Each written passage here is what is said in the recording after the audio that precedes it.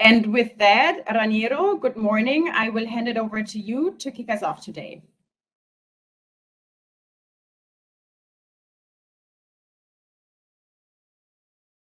Raniero, you're still muted. I know that your audio works. I heard you just a second ago.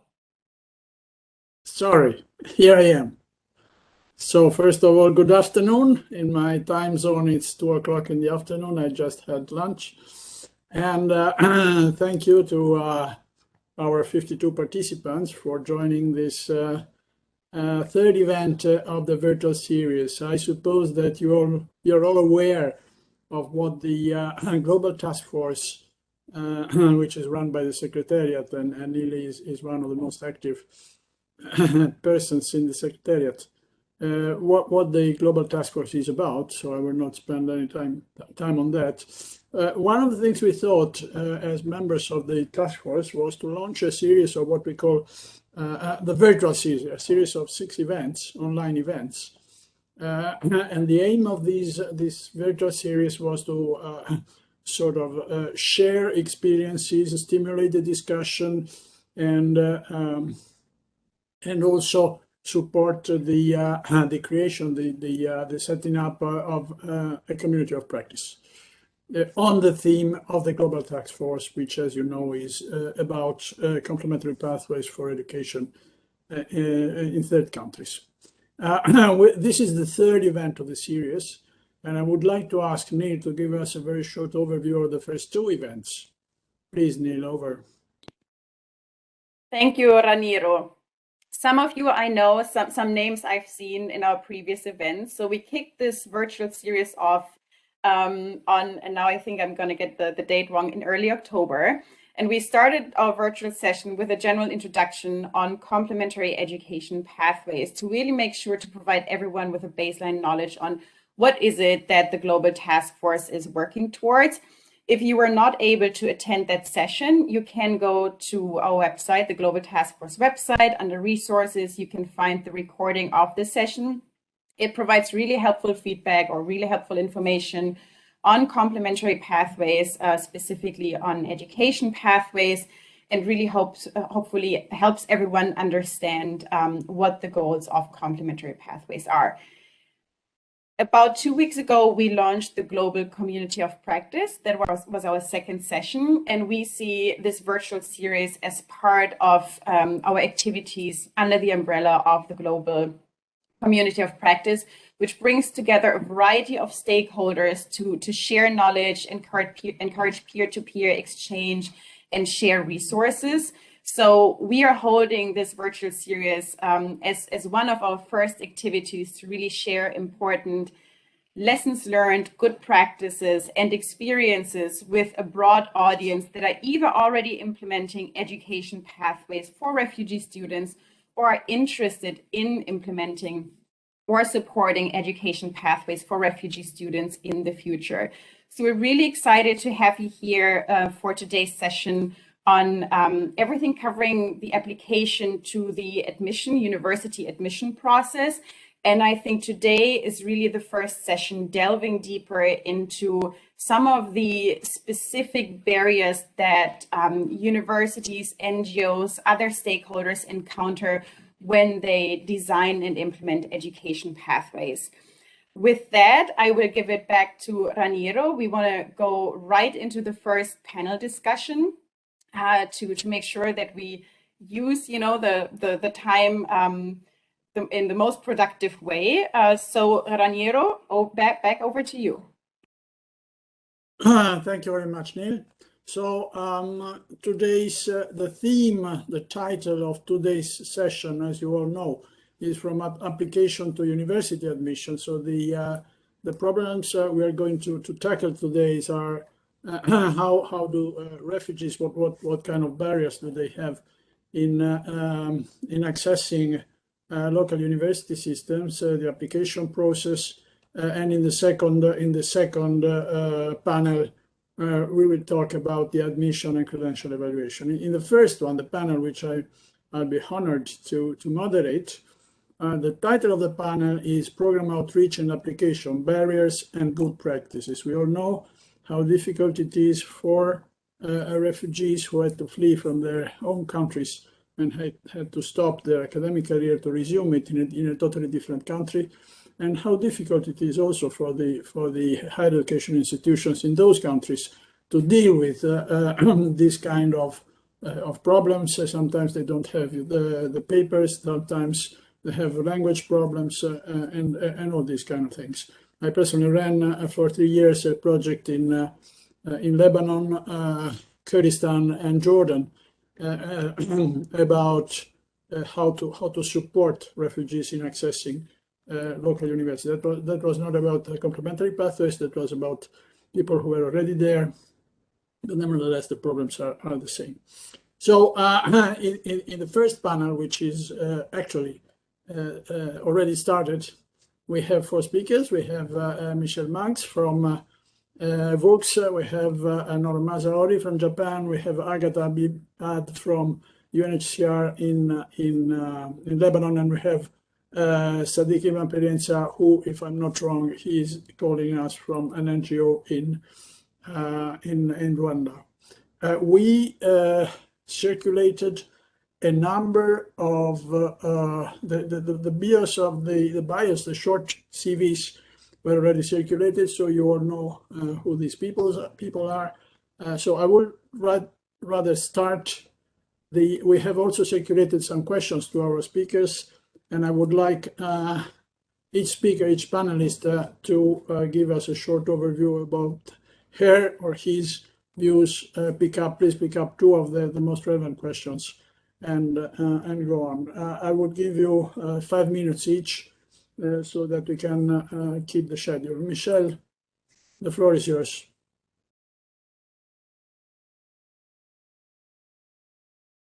Michelle, are you there?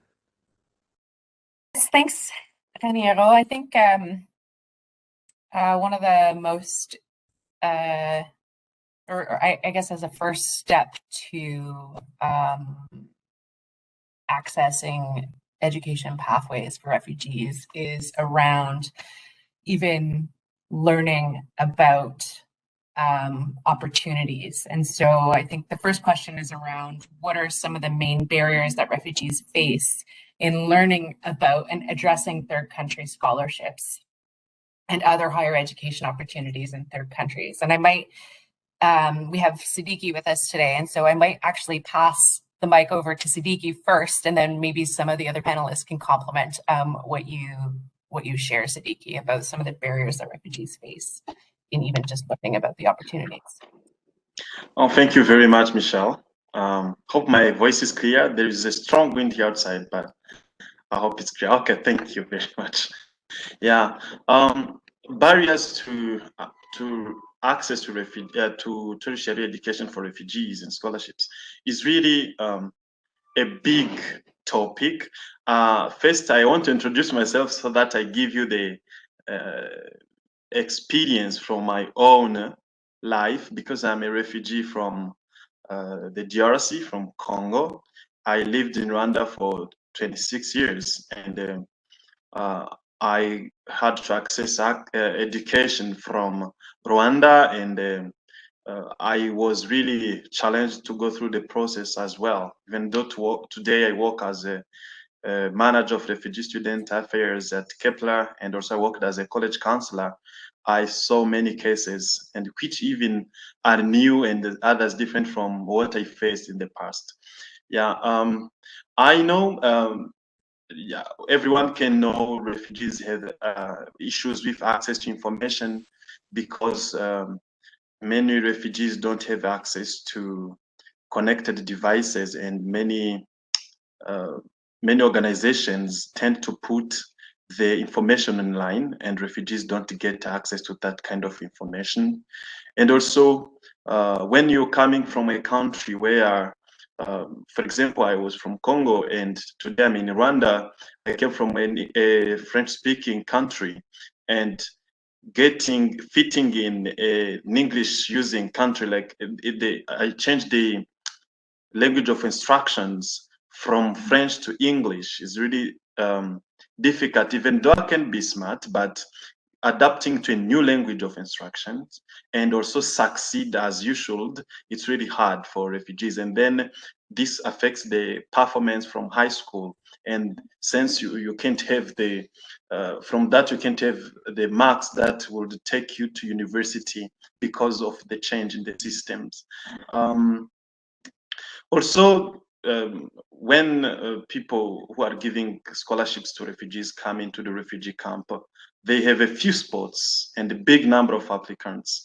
It looks like there is a problem of funding, or there are no available spots for many refugees. And the number is big, but they bring like, I remember in Kiziba, we were 17,000 refugees in Kiziba, and sometimes Dafi comes and picks only 7 refugees in a number of 200 applicants who all might even qualify. That's another barrier. Also, when there is a strike of war, you tend to run without looking back, and you can forget your documents. And then convincing the admission panel that you fit in, really it's hard because you didn't bring the documents with you, and you first saved your life and you didn't get a chance to go back and pick the documents. Yeah, there are other factors that are not common. For example, you see in many countries refugees don't have a right to work. You see your brother went to school, he finished the university, but he comes back in the shitting, you live together, he doesn't get a job. You don't have really the motivation to go to school because there is no real impact of going to school in terms of finances or having the career because of the restrictive laws. And also other factors may include early marriages and the teenage pregnancies because of the pro-marriage societies where you see refugees are concentrated in a refugee camp. They don't come back, they don't mix with other people in the country. They tend to give each other the cultures, but when they're in the refugee camp, they don't access information from outside of the refugee camp, and they continue. Like you will see, in some cases, a girl is told you can't go above senior 6 of high school because the parents, well, cultivating land, they come in the refugee camp. They didn't meet other communities of people who really count on the girls' education. Yeah, and as well, there is these kinds of power dynamics following the culture, and women can't take the decision for themselves. That's why, for example, from my community in Kiziba refugee camp, as I can say, even I did a round of travels in Rwanda in different refugee camps. You will find access to higher education in universities for women is quite lower because of the power dynamics in the communities, because parents are not ready to support them and the community itself is not supportive. Others can add more points on this, but so far from my experience, that's what I have observed. Thank you, Thank Sadiq. you. I'm sure you could speak for days, and we would be very much interested in listening to all of your experience. But time is short, so I would like to go around the table. Maybe Agatha, would you like to comment on what Sadiq says about the kind of barriers that he has found in Rwanda as compared to what could happen in Lebanon? Yep, thank you, Raniero. And indeed, it is only to complement what Sadiq was mentioning. I would like to highlight only 3 main barriers, I mean, among so many numerous ones. First is connectivity, and trying to unpack what is the connectivity barrier. It can start from a lack of access to the information and to the opportunity for all the way till the means of properly filling applications. If you have applications online, if connection is not stable in the country. Also, talking about connectivity, I mean, it is costly whether we like it or not. It's not a given in all contexts, and you have also to take in consideration the COVID lockdown times. In Lebanon, an additional barrier was like after the Beirut blast and the and the very unstable socioeconomical situation that are acting as barriers to all that. Also, when I'm talking about connectivity, it's not only the networking connectivity, it can go all the way to transportation, to be able to also translate the document that the student would have and that they will need to provide to the scholarship providers. Also, and touching base on what Sadiqa was mentioning about the validation of documents, whether you have them or not, validating the documents from the country of origin till the country of asylum. So it is a lot of barriers that can take the student from one step to another, and he or she will never know when it will end. Another barrier I would like here to emphasize would be the social and cultural barriers, family pressure.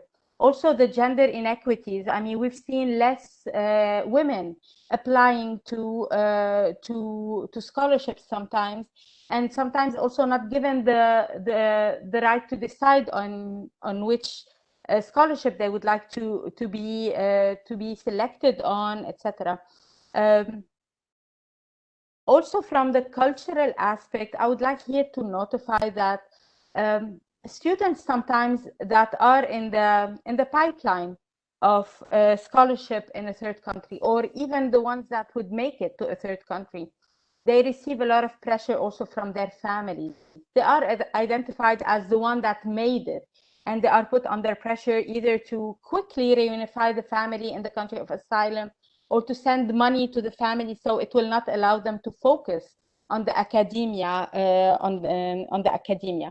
The third main barrier I would like to touch upon is the institutional barrier. Consideration on missing documents and the challenges also when students are requested to provide official academic proficiency exams like the IELTS or SAT. This is a big challenge for students, and it automatically somehow sort out a lot of students that are unable to sit for these exams that are costly, for example, here in Lebanon. The no recognition of prior learning is an institutional barrier. Indeed, when fleeing the country, you might not. It might not be the first thing to think about it, and to bring along the transcripts of your prior learning. The international community should find a way to recognize prior learning beyond the physical document and beyond the physical transcript document that needs validation. Last thing here I would like to mention at the institutional barrier would be the generous reception of universities at the other end. We feel that, we sense that. However, we still believe that some universities would need to be more exposed to the situation of refugees fleeing the country till arriving to them, to be able to adapt their program, mental program, psychosocial support, community engagement program that can go along with the profile of students that reach to them. And voila. So these are the three main barriers I would like to touch upon in my first intervention. Over to you, Raniero. Thank you very much, Agatha. And yes, of course, the recognition of prior learning is one of the main issues, so much so that it is the topic of the second panel discussion, recognition of qualifications. So we definitely know that this is one of the problems. One of the problems we faced in our project, which you might remember, Agatha, was also the fact that some of the refugees were sort of reluctant to be recognized as such.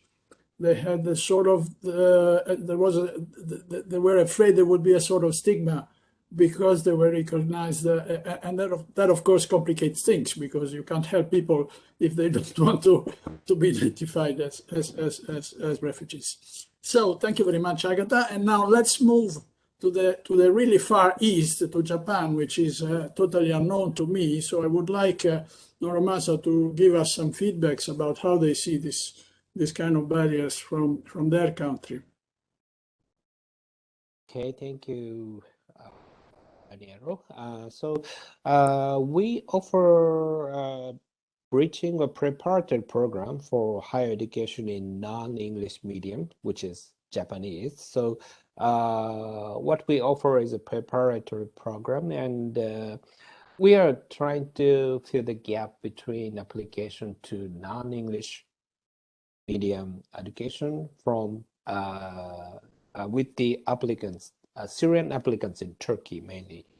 And so, do you want to comment me on the first question? First, the second one, whichever. You go ahead. You choose. Okay. So what I was asked to prepare was barriers for students to overcome in the application stage. So first of all, as Sadiki mentioned a bit, the language issue. So if the instructional language is different, and French, English, of course, it's a challenge, but if it is a Japanese, totally different language, then it's going to be a huge jump for applicants to study, and it requires at least 2 years to reach the university level. So we regard this challenge so high because it's connected with the employability in Japan, which assures the legal status, stable legal status in this country. So we really working hard to find a person who are really suitable or have some aptitude for learning this particular language. And the second challenge we have is the preparation for exams for universities in terms of math and science. And those, if your instruction language are in non-English medium, then math and science exams will be given also in that language, in our case in Japanese.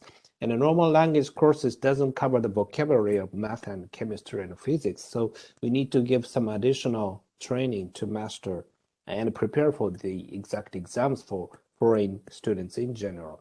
And of course, they have refugee backgrounds, and most of them lack some knowledge about the secondary education regarding math and science. So we also need to give some training to cover up the missing parts.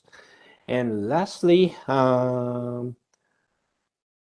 so in our case, the Syrian university application process and that of Japan are very different. In Syria, it's really simple. There are, as far as I learned, about 30 universities and one exam, baccalaureate, is there. So you need to prepare for that. But in Japan, practically there are 700 universities, which I think similar with other countries in Europe or North America. And each has its own examination schedule and the criteria. So, and also the information is also given in Japanese. So just to reach the information is a lot of challenge for them. So we really need to give close consultation for them to choose the right university and the right scholarship program that they will apply for.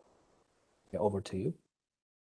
Thank you very much. Thank you very much. So now to complete our trip around the world, we fly over the Pacific Ocean and we land in Canada, and we go back to Michelle, whom we started from. Michelle, the floor is yours. Please tell us how you see it from your point of view from the World University Services of Canada. Thanks, Raniero. I guess I just wanted to pick up on something that Siddiqui and Agatha mentioned around the limited numbers of opportunities that exist and the impact that that can have on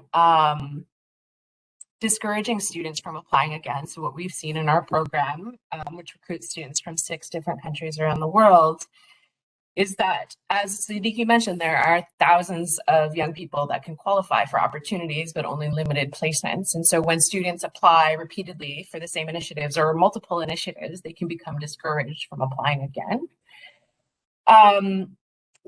We did a mapping study in East Africa around what are some of the barriers that refugee students are facing in accessing higher education. And I can share the link to the report in the chat. And one of the things that came up the most was around lack of information about initiatives that even exist. What are the opportunities that exist? And also students not seeing themselves within international opportunities because of the requirements of documentation, because they fear they won't be able to obtain a study visa to immigrate to the receiving country. And so students self-select out of initiatives. And so I think it's important, and I'm sure Sadiq will talk about it in a second, about the work and collaboration that is done to ensure that application processes are open and transparent, and also that the target populations have access to the information. And it's not just the students in the urban center or just the students that have access to technology and the internet to become aware of the opportunity through Facebook or whatever platforms are being used. So some of the best practices that we've developed are around engaging in camp context, engaging community leaders, engaging schools or organizations that are delivering education at a lower level, at the secondary level, and holding info sessions.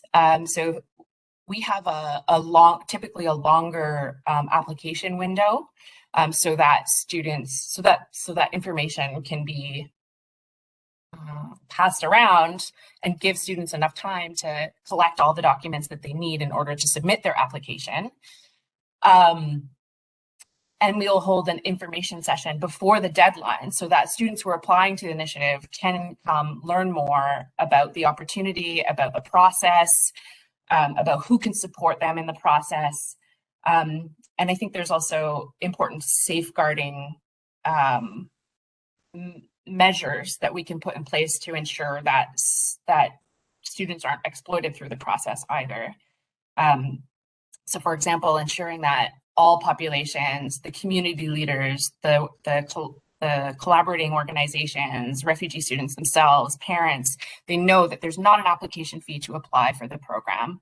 And they know where to go, and they have an email address or a phone number or a contact person where they can inform the institution that's offering the opportunity of any requests to pay fees or any safeguarding concerns that they might have.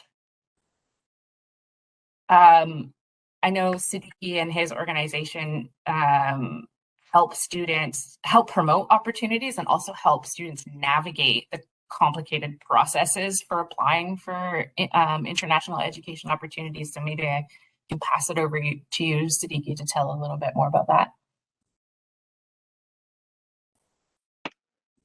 Yeah, thanks, Michelle. We have different ways to support students get into university, as you say. We have first of all, when we need to help students, we make sure that we can understand them. For example, our staff move to the refugee camp. We go there and we meet students. We talk to the refugee committee, and we know the challenges in their contexts. Then after, we connect with the local administration to know if there are any kinds of limitation, any kinds of policies. And there is this thing we don't mention all the time. There is this kind of the lack of harmony between people who create policies and people who follow those policies. I've been so far looking at context where people who elaborate the policy of admission are really exclusive to refugees because they don't have any experience maybe working with refugees, or they didn't get in touch with refugees to know really how to support them. So going to the level that you can talk to them and know what they really want and the kind of support they need is one thing we did. And we have created a preparation program. We call it Iteme. Iteme is a Kinyarwanda word which means a bridge, because we saw that, as I mentioned before, that there is a language problem. There is a problem of adapting to the system. So the preparation program can take from 4 to 6 months as an instructions, learning more about soft skills, quantitative skills, looking at the gaps to cover so that a student can pass successfully into the admission process. This has been successful because our preparation program has really prepared many students who made it to Kepler and even other scholarships that are given in Rwanda, like African Leadership University. And it is really good because students learn how to pass through the process, and also it doesn't even prepare them for only admission but also successful academic life, because we give them tips to learn and also do well academically. Another thing we do, we connect with local leaders, as I said before, and they learn about how to engage the community of refugees and how the families can be supportive for women. And we also, when we have, for example, the orientation, we tell some, for example, married women or girls to come 2 weeks before for a remediation where they learn about academic life plan, how to communicate their goals, and also how to discuss what they want with their partners and their families, because we've been facing that so far. In our college guidance counseling, we support refugee students who can have international opportunities to navigate through the visa processes and finding passports and learn about the requirements of getting them, and how they can go abroad and and make it to the level that they, because the refugee students tend to be shy when they're going to the airport. Like, how can you prepare your travel and reach the university?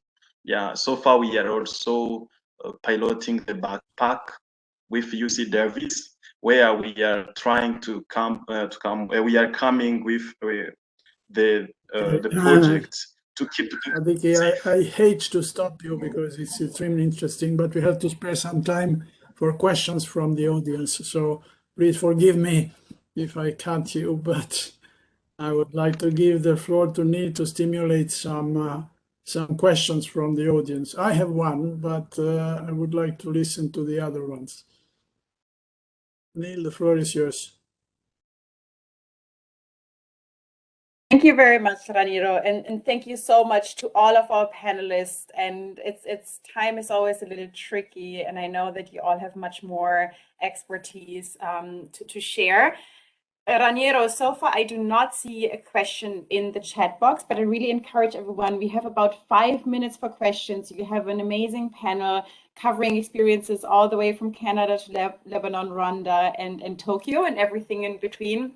So please feel free to use the chat box for questions. But maybe in the meantime, while we're waiting for questions to come in, Raniero, feel free to ask your question. Well, my question is actually comes from my previous experience in the project I mentioned before, Rescue, where we spoke to a number of refugees. And one of the problems they pointed out was that when they were surfing the net looking for opportunities, scholarships, and things like that, many of them were fake, were not real ones, either because they were obsolete or because someone was trying to pick up their data, etc. So I would like to ask our panelists if they've been faced with a similar problem and how it could be tackled.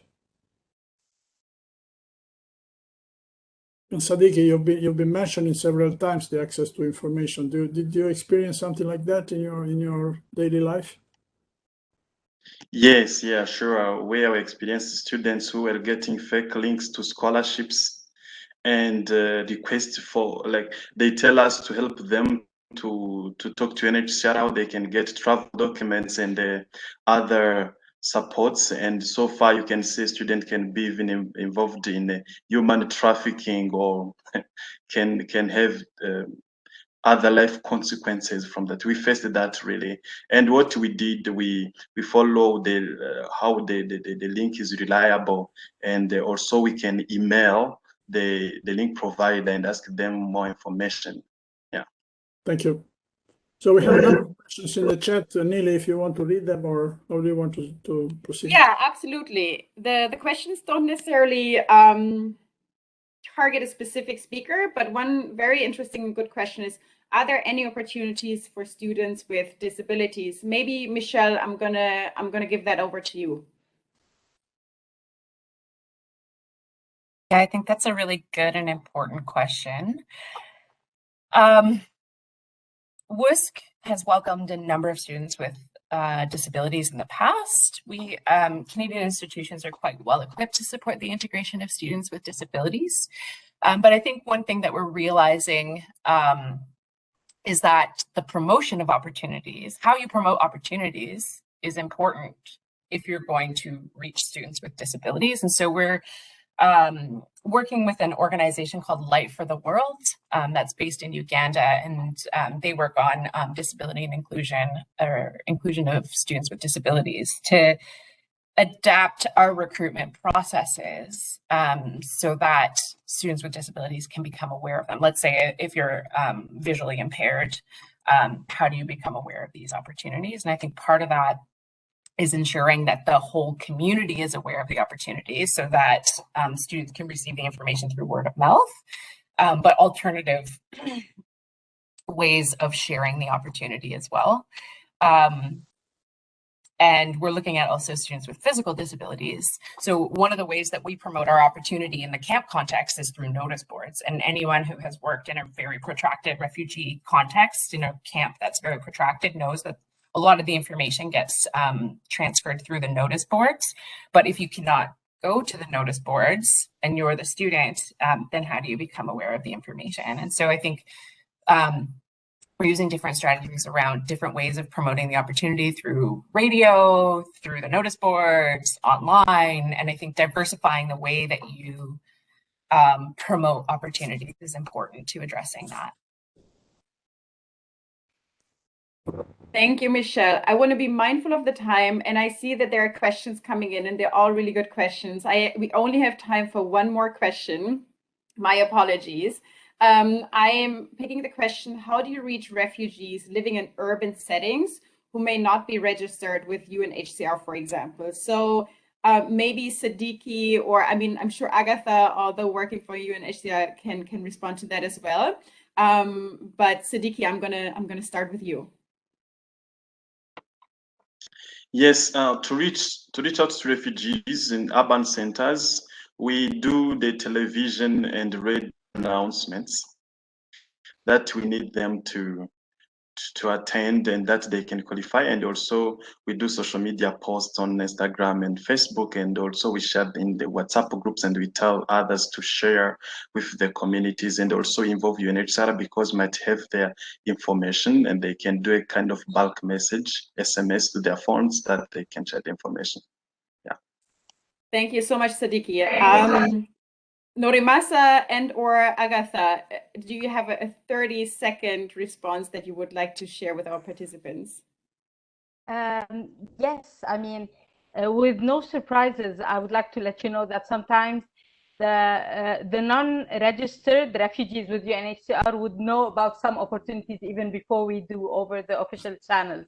So that's also very important and a resilient point that we need to all invest in. So it is also about, like Siddiqui mentioned, it's about social media nowadays. It's about the network of volunteers. And indeed, in Lebanon, we are in an urban setting, and we have a network of volunteers, whether they are specialized in education or not, that disseminate messages through a communication tree that is very efficient, whether to tackle fraud. And this is also coming back to the question asked before about the fraud. And we need to indeed vet all the opportunities that we are promoting to safeguard, to engage with the community better, and as well as we have to tackle also the data protection initiative under a protection framework. So it is not about also sharing anything we have. It is about also what kind of data is requested by the scholarship provider vis-a-vis of the community, what is needed for a scholarship provision. Later on, the refugee himself or herself can share additional information later on. However, we have to consider some data sharing agreement even with our partners to ensure that the data is correctly reflected and what is shared is the minimum that can help the student succeed and be in the selection process. And so this is very important, and I wanted to touch base on that. So over from my end. Thank you so much. I do not want to cut out Norimasa, but we gotta move on. There's a lively conversation also happening in the chat, so please feel free to continue adding questions to the chat and read through the chat. Thank you to all of the panelists. Thank you very much to Raniero for moderating. With that, I will hand it over to our colleague Andreas Snildal from UNESCO, who will first provide us with an introduction to the conventions on the recognition of qualifications, and then we will move into our second panel discussion. Andreas? Thank you, Nele, and thank you to the Global Task Force for UNESCO to chair this session. I'm going to do a quick presentation now on the, as Nele mentioned, on the recognition conventions that UNESCO have adopted, and I hope you can all see my screen now. As some of you may know, academic mobility and circulation of knowledge is something that UNESCO has been working on for a long time, actually ever since its foundation, exactly 7 years ago. And to reduce the barriers between the different educational systems of the world, UNESCO has adopted 5 regional conventions on the recognition of foreign qualifications, and most recently in 2019, a global convention on so these are international treaties, there are conventions regulating recognition of qualification across borders and across regions. So the regional conventions I just mentioned, they regulate academic mobility and the recognition of qualification within each of the 5 UNESCO regions: the Africa region, the Arab States region, Asia Pacific, Europe and North America, and Latin America and Caribbean. You will see in this table the different names of these conventions. And although each of the conventions have some regional specificities, they all have some common core principles, and that is most notably the right to have, individuals' right to have foreign higher education qualifications, or qualifications giving access to higher education, or partial studies, or prior learning. The right to have all these forms of learning achievements assessed in a fair, transparent, and non-discriminatory way. Whether it concerns an application for recognition for work purposes or for admission to higher education. This is the core principle. But in addition to this, there are also some, it's actually one article in each of the conventions relevant to the situation of refugees. Because as you know, all these, the main principle of this conventions apply to diplomas or certificates. Because as we just heard from several speakers in the first panel, refugees are more than often not able to bring with them the documentation attesting to their upper secondary certificates or their higher education qualifications. And in other cases, we also know that it is very difficult or nearly impossible to verify the authenticity of diplomas, because either of armed conflict making universities closing, or because of the problem of fraud. So all these conventions have this extra commitment to develop recognition procedures that take into account the situation of refugees, even for cases where documentation is lacking. And unfortunately, this is a principle that has been agreed upon by all UNESCO's 193 member states, and they actually have committed to it. Some of them, almost 80 countries, have committed to it, to be bound by this provision by ratifying at least one of the recognition conventions. But unfortunately, we know that implementation is often very difficult, and in many countries there are no actual procedures being in place for the evaluation of or assessment of refugees' qualifications. And for this reason, we need some good tools to approach the difficult challenge of missing documentation.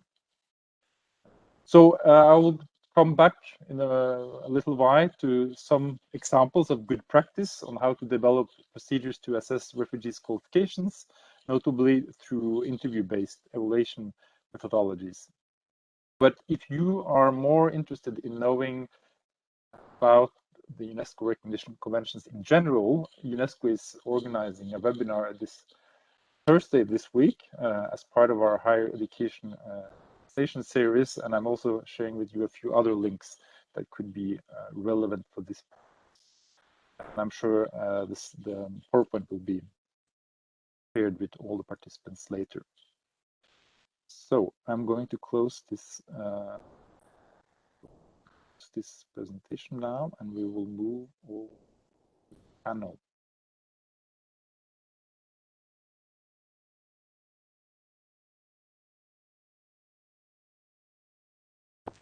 You can see me now and not the screen anymore, the PowerPoint. Yes, it's all good. We see you and we don't see your screen anymore. Perfect. Perfect. So as I already mentioned, lack of recognition is an important barrier, but it's not the only barrier preventing refugees from applying for admission to university. And for the second panel of this session, we have with us 4 experts and practitioners who will share with us their approaches to these admission barriers, whether it concerns language or recognition. So I'm very glad to welcome our panelists, who are Professor Alessandra Carucci from the University of Cagliari in Italy, Jennifer Dewar from Duolingo, Marina Malgina from the Council of Europe, and Marike Remmel of the University of Toronto. And I hear that there are some unmuted microphones here, so you can all be sure that you have muted your microphones, except those who will be speaking shortly. I think we can go to the discussion.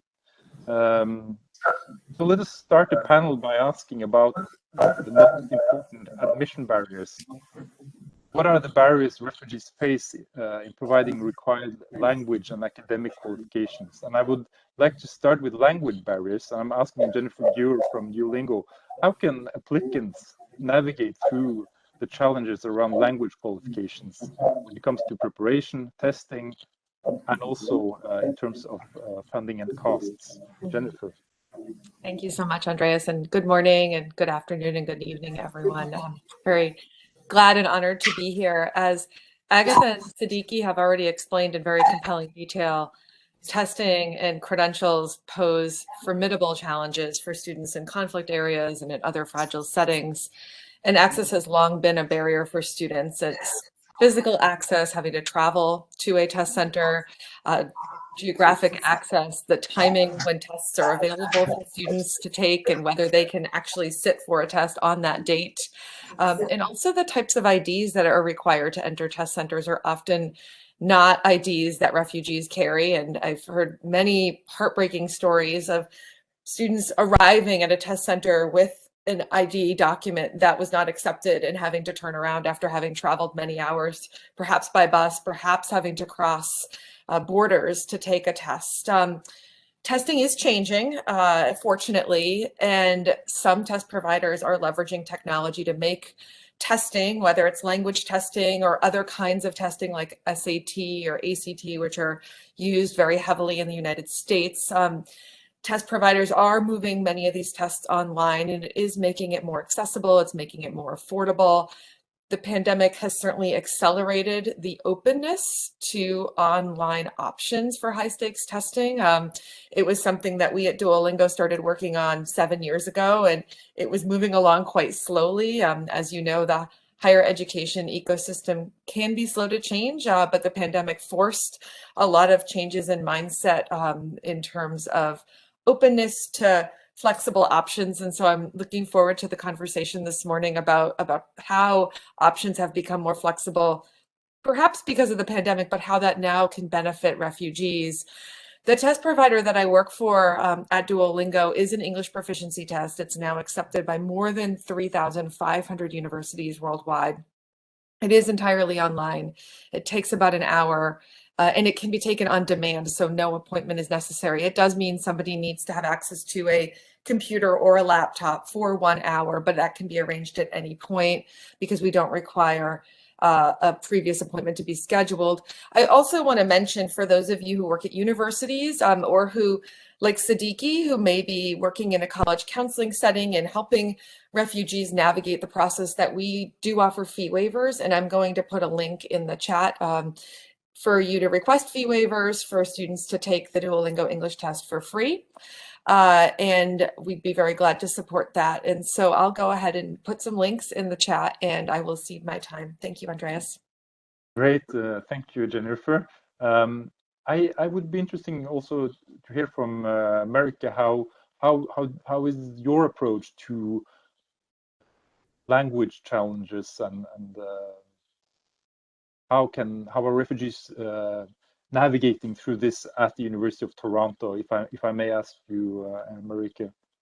Absolutely. And Jennifer, in fact, provided a very good segue for my being able to say that we are one of those institutions that recognizes Duolingo. And in particular, during the pandemic, we recognized that there was a need that was not being met by the other traditional test providers, English test providers, who all do a great job, no denying that, but there were access issues, certainly. Travel to sites, the testing centers were closing, and so Duolingo did provide an option for those students.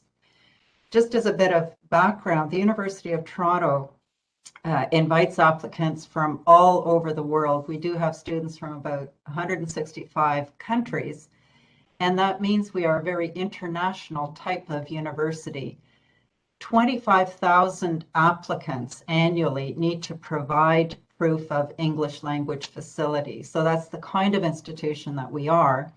And we're very grateful, in fact, to Duolingo, if I can put a plug in again, that you do provide those vouchers for applicants who are facing financial barriers. Among the barriers they face, certainly there are school closures, school disruptions, difficulty accessing documents of any kind, but very much also financial obstacles. Banks may have closed. They may not have access to credit cards or may not even be able to open a credit card. These are certainly barriers that these students face, and any steps that community organizations or test providers can offer are certainly welcomed by these applicants very much. But I'll leave other comments about how we assess applicants who may not have complete documentation until a little bit later on in the panel. Well, we might as well go directly to this issue now. I mean, it was raised several times in the first panel, and I think this is a good opportunity to also address that question. And as I also mentioned, this is something that UNESCO is working on for a long while, and we know that there are some initiatives going on, especially in Europe, to deal with and try to get around the question of missing documentation. And I think I would like to invite first Marina Malgina from the Council of Europe to tell us a bit more about in general about the European qualification passports for refugees, which was launched by the Council of Europe for about 5 or 6 years ago, and has been now implemented in some 12 countries, European level. And we'll hear more from Alessandra Carucci later on how it has been used, applied at the institutional level. But I would like first to ask Marina to tell us a little bit about the EQPR. How does it actually work? Thank you very much, Andreas. Hello, everyone. Good morning, good afternoon, and good evening. Very pleased and honored to be here. And I'm very pleased to learn also about the initiatives which are evolving and developing in this community of people working to facilitate opportunities for refugees. And also, while listening to all the presentations today, I was thinking about the word pathways, and I was thinking that indeed there is no only one pathway to be successful in higher education. There are several pathways.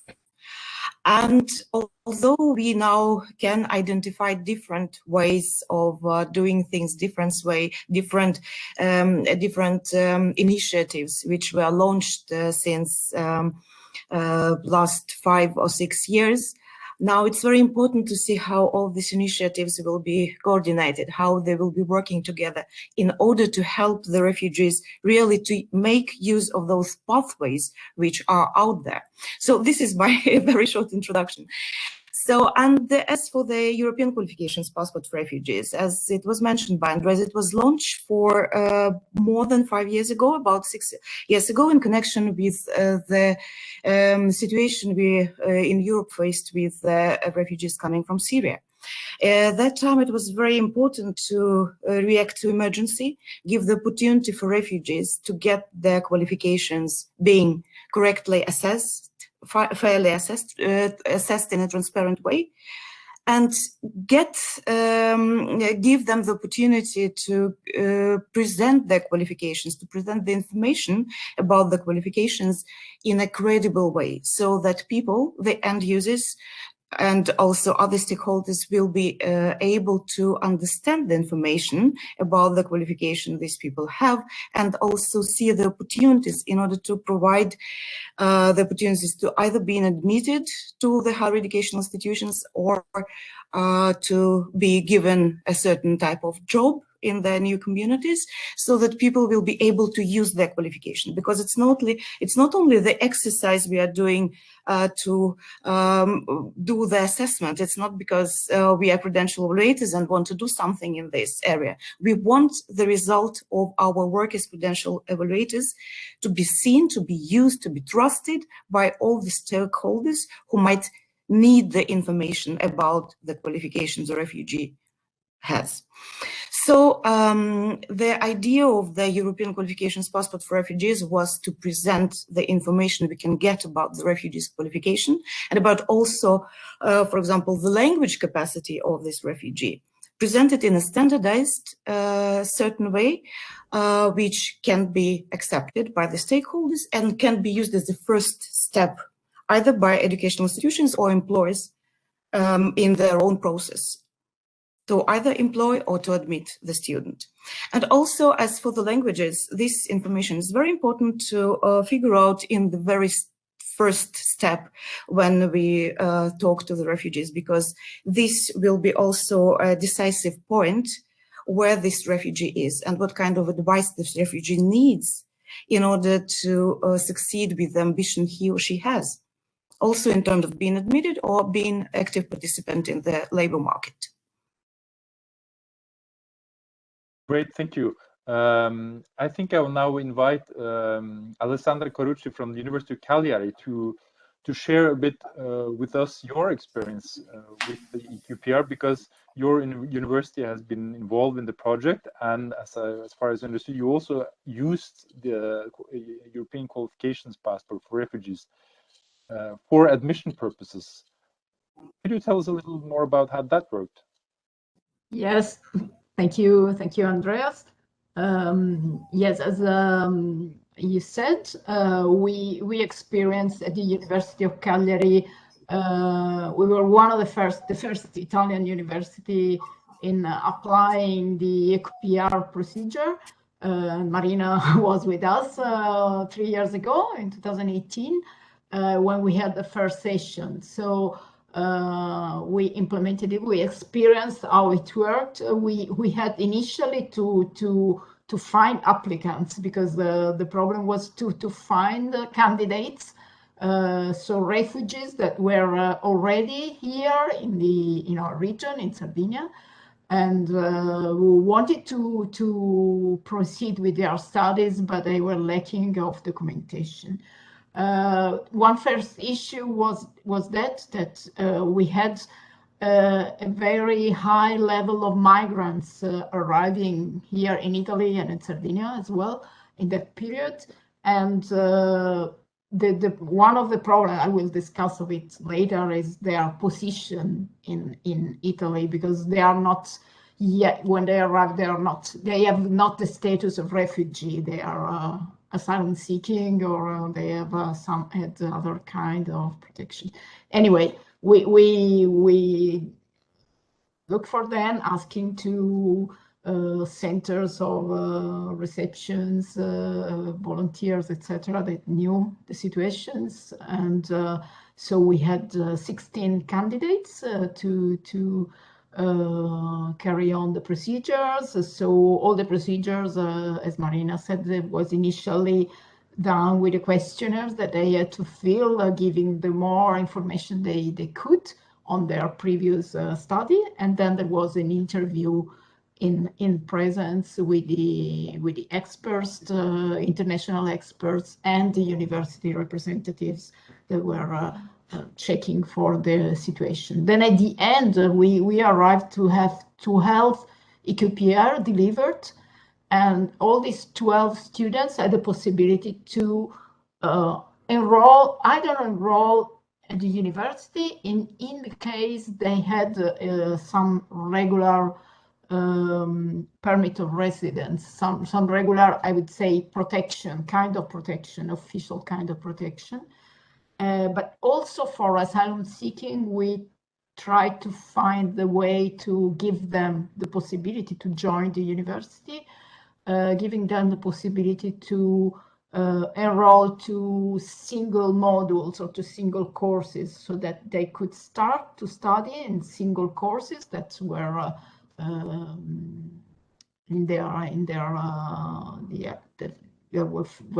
that fitted to their studies, so that in the future they could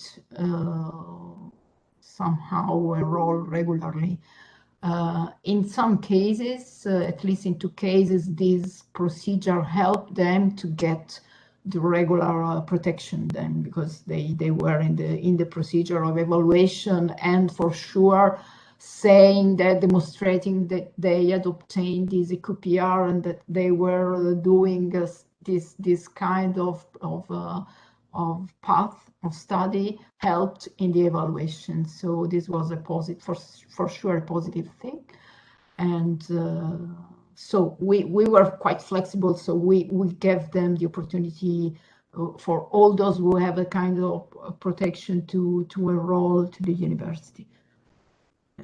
Then I will say that there are, of course, also some problems. Maybe I will say later on. Well, let's stick to the good stories for the time being, and we can come back to the obstacles and challenges. But before that, I would be also interested to hear more about how this is dealt with in both American context, because of course the EQPR is a European initiative, very successful, implemented in many European countries now, but of course it's limited to Europe. So I would like to give the floor back to Marika to tell us how you are dealing with this issue of missing documentation at your university, Toronto. Yeah, thank you for that.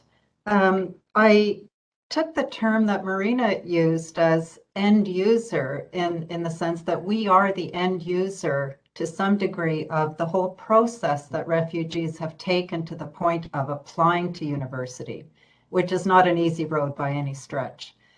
Once they have applied and overcome all of those obstacles to get to that point, I think we are sensitive to the circumstances that individuals come from. We are familiar with what is going on worldwide, the social political climate in different places of the world. And we can support applicants in several ways.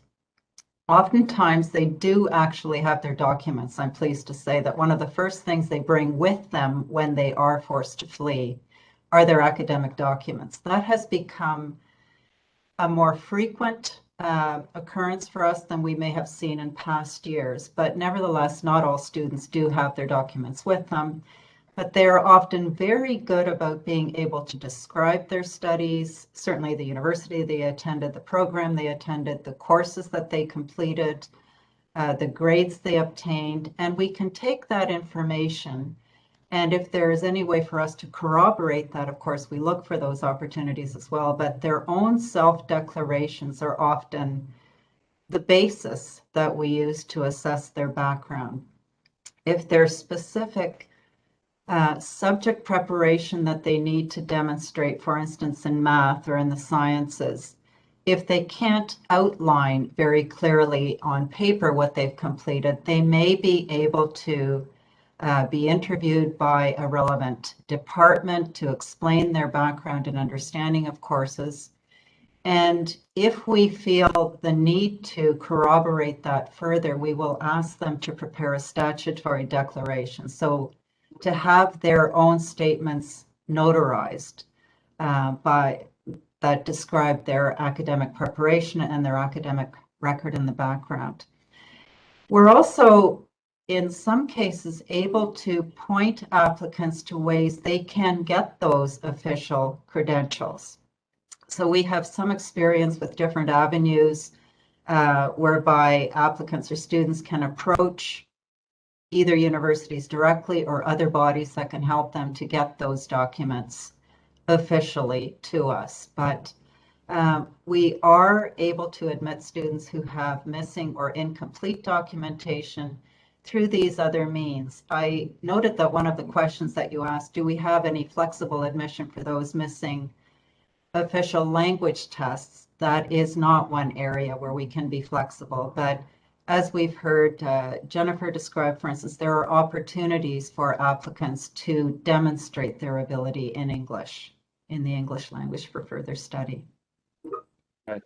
Yeah, thank you. And I guess that's in a sense much more feasible than testing an entire curriculum respect to their degrees and diplomas. And I think that's some of the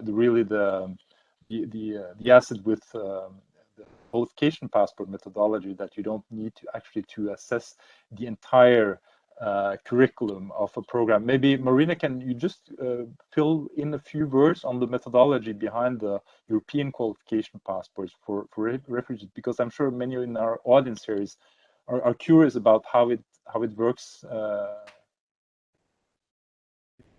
real life, so to say. Yes, then in short, I can say that the methodology of the European Qualifications Passport for Refugees is based on the interview assessment. So basically, we are, of course, taking into consideration the information provided by the applicant, him or herself, in the form of self-description of the study, in case the person doesn't have all the papers, or if the papers or documentation which is submitted previously is not enough for us as credential evaluators to evaluate this qualification. Then we do rigorous check about this qualification by checking the available information, asking our network, databases, and so on. We prepare the interview and use this interview situation with the applicant to clarify some things, some issues we find difficult in this case. And we use also this interview situation in order to give the advice and in order to get the information about, for example, about the work experience this person might have or might not have, language experience, and of course, by giving the advice about the way ahead, we're also trying to put the person on the right track also in terms of, for example, admission requirements to the university. and also in terms of which language requirements people might see, because we are not only entirely speaking about the requirements for example, for certain level of English proficiency, French proficiency, because we have countries, for example, in Europe, when the first cycle of studies is not being taught in English, then you have to handle this as well. You have to find the way how to give the opportunity to learn the language of the country where the refugee is in an effective and fast way in order to participate both in the working life, in the job market, labor market, and also in the education of the countries where the refugees are residing. So this is one of the points I wanted also to address here today, that it's not only the languages which refugees might know before they come to the country, but there are also languages the refugees have to learn when they're coming to the new countries. Thank you. Before we go to the Q&A, Alessandra mentioned briefly that there were some challenges also. Would you like to address some of these challenges before we go to the Q&A? Yes. Okay. One was just mentioned by Marina, is the language, because they refugees in Italy, if they study, we don't have all our programs in English, so they have to learn Italian if they don't know it yet. So if they are staying, have been staying already for some time in Italy, maybe they already know Italian, but if they just arrived, then it's not the case. So we are supporting them with the Italian language courses, free Italian language courses that now we are delivering also online.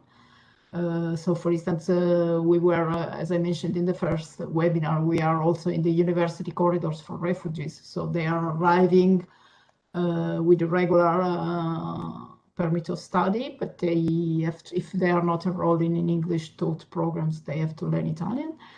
But however, we are quite flexible in the test in these cases, so we are postponing the test, the Italian language test, after they have attended at least one of the full courses, because of course we are aware that when they arrive, they of course couldn't pass it. So we are trying to help them, even maybe changing the study program. So in some cases we have maybe a program that is partially taught in English, partially in Italian, partially in English. So we are anticipating the English taught courses to the first semester in order to help them. And well, going to the main challenges that we met in the last mainly 2-3 years are that the Italian regulations about refugees changed in the last 2 years, and are now, I hope they will change again, but at the moment they are more strict, and so it's more difficult for refugees or for asylum seeking to get protection. Previously, when we had the session on EQPR, we had so-called humanitarian protection that does not exist anymore in Italy. And so usually now these refugees must work in order to have the permit of residence. So in some cases they had to, even those that were enrolled, had to start to work to maintain themselves. So this create, of course, difficulties in going on with the studies. So some had to decide if work or continues with the university. So this created some challenges for us because of these modifications in the systems of reception in Italy. So it was changed. So those that before were helped and supported by the reception centers in town that now are obliged to work. And of course, this is a big challenge. Yeah. Okay. Thank you so much, Alessandra, and thanks to the entire panel, to Marika, to Jennifer, to Marina and Alessandra for your very, very thoughtful and good insights. I see Nelly's now popping up on my screen, so that I think that means that we're going over to the Q&A session. So I will hand the floor over to Nelly. And thank you again, dear panelists. Thank you, Andreas. Thank you, panelists. They're going to stay with us for the next 10 minutes to respond to your questions. I see that people are already putting questions into the chat box, so please continue doing that. Both our colleague Rudy and Marina added the link to the European Qualifications Passport. But Marina, the first question goes to you, if you can comment on how refugees can concretely apply for the European Qualifications Passport. Thank you for this timely question. Indeed, it all depends where in the world they are. And I would suggest that these people should contact their respective, or if they're not already in touch with the UNHCR in the country, or with the recognition agency in the country where they are. So they're also invited to send the questions they might have to the email address, which I'll be posting in the chat box. It's Refugees Qualifications Council of Europe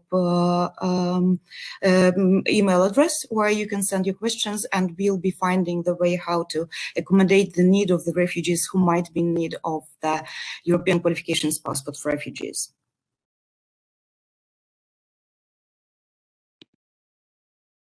Thank you, Marina. And again, I encourage everyone to use the chat function for questions. Right now, I don't have any additional questions. But if you allow, I would like to ask a question to Jen, really representing, I think, the language qualifications testing. And Jen, we have one university here as an example that accepts the Duolingo language test for admission, but maybe you could sort of comment a little more on the process of taking the Duolingo test, and then also, how many universities are there that nowadays accept Duolingo? Where are they, in North America, mostly Europe? So maybe you can comment a little bit on that. Yeah, thank you. We started working with universities about 5 years ago. We are a US-based company. We're based in Pittsburgh in the United States, and our team is primarily American. So we originally began with US universities, and prior to the pandemic had hundreds of US and Canadian universities, including the University of Toronto, accepting the Duolingo English test as part of their admissions process. The pandemic accelerated a global expansion for us. We now have a number of UK universities, some Australian universities, and then other universities around the world that use English proficiency testing. Many of them don't, because the instruction is not in English. And there's also some thoughts in the works about developing tests in other languages. Nothing concrete yet, but that is something that we're working on to support students who are studying in French and in Spanish. But now there's over 3,500 universities around the world accepting the test. And I will put a link in the chat for an institution that wants to begin accepting the test. It's free for an institution, just as you don't pay to accept IELTS or TOEFL or Pearson English qualifications. It's also free for you to accept Duolingo English test qualifications. So I will put that in the chat. Thank you.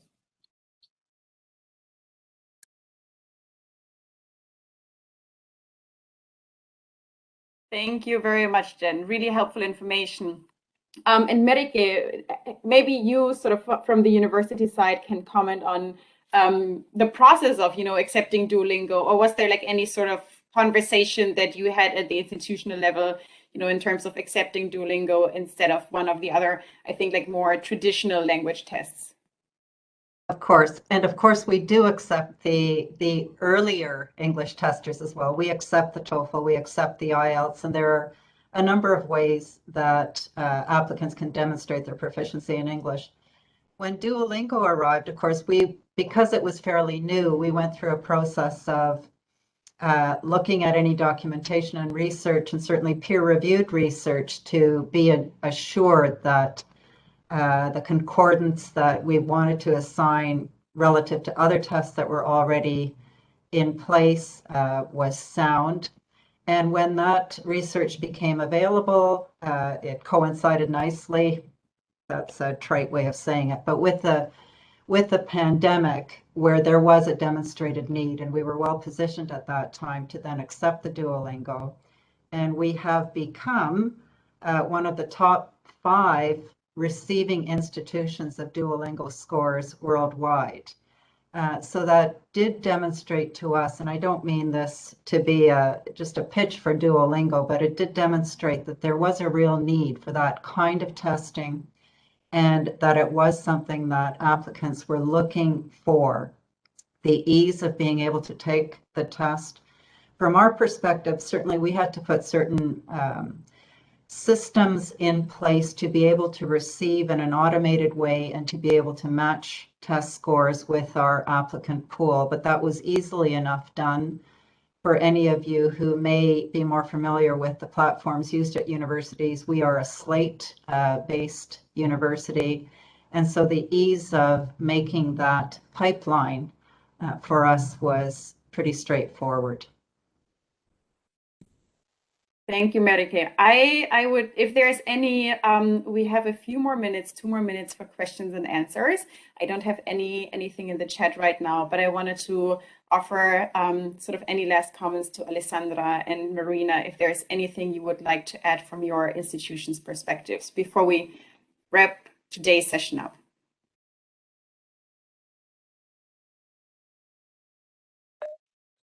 Alessandra, maybe I'm going to give it to you first, if there's like anything in addition that you would like to share. I don't know, Marina. There is one thing that maybe was not mentioned, that is that EcoPR is also, we had following the first session, then we had some other sessions that were carried out online. So the interviews were made online. They were in presence in a university, but our candidates could join the interviews online. So that is another possibility that I think is very important. So that okay, it's not needed to have the committee in presence with the refugees, and of course it's very important in this pandemic period. But so I don't know if Marina wants to add something. Absolutely, Alessandra. And I think the main key factor for the success we could achieve with establishing these successful pathways for these students who are now admitted and continue their studies at the Italian universities is the fact that we were able to identify the actors which were relevant at that particular time. We established good collaboration between these institutions, and we were able to cooperate. We were able to provide this opportunity for tailor-made pathway for at least one group of refugees at the time. And building on this experience, we are also trying to enlarge the scope of our activities, as you mentioned, for example, by providing the online interviews and including more and more universities, not only in Italy, but also in other countries, in order for them to support the EQPR holders and establish the real sustainable pathway for the inclusion into higher education. Wonderful. Thank you so much, Marina. I think that was a really nice common statement to wrap today's session up. I would like to again thank our moderators today, Andreas and Raniero, all of our panelists who joined our sessions today and shared their experience, shared their knowledge, and really, I hope, provided for all of you some food for thought. I hope that you all enjoyed the session as much as I did. I think there were a lot of new ideas, maybe ideas you had already heard about, but learned a little more about in today's session. Really touching on everything from the challenges to accessing applications, to submitting applications, and then of course, everything that is related to the admissions process of refugee students to universities in Europe, in Asia, in North America, and hopefully in many more parts of the world. We will have our next session on November 16th. So remember, this was sort of session 3 out of 6 sessions. The next session will take place on November 16th from 9 to 10:30 Eastern time. And if you're in Europe, at that time, we will all have changed our clock, so it will again be 15 to 16:30 European time. We hope that you can all join us for that session again. It will touch on a very important topic, the importance of creating durable solutions for refugee students. So it will touch on a lot of the questions that I know everyone has, ranging from visa, entry requirements, travel and safe passage, to then legal status during studies, but also after the study period. And we will also touch on the importance of safeguarding and protection mechanisms during our next session. We will then have a session on November 30th, and then another one later, either this year or in early 2022. So if you know anyone who would like to participate in the sessions, feel free to share. If you already have the link, the invite, feel free to share that. Feel free to guide them to the registration form. And I also, before saying goodbye, I wanted to take the opportunity. I saw that there was a really lively conversation happening in the chat today, which is of course really great to see. And it seems that there's a lot of interest for this topic. There are a lot of questions. So I will share this via email. We will share the recording of today's session, and I will also share the link that I just put into the chat. But this is the link where you can read more about the Global Task Force and the Global Community of Practice. So right now we have this virtual series, and we will continue with this type of activities, building the capacity of stakeholders, sharing knowledge, and encouraging peer-to-peer exchange through the community of practice. So if you're interested in joining, follow that link, learn a little more about the community of practice, and then you will be required to submit a very brief and very straightforward Google form to officially request membership in the community of practice. With that, thank you very much for your participation today. I hope to see all of you on November 16th, and enjoy the rest of your day. Bye-bye.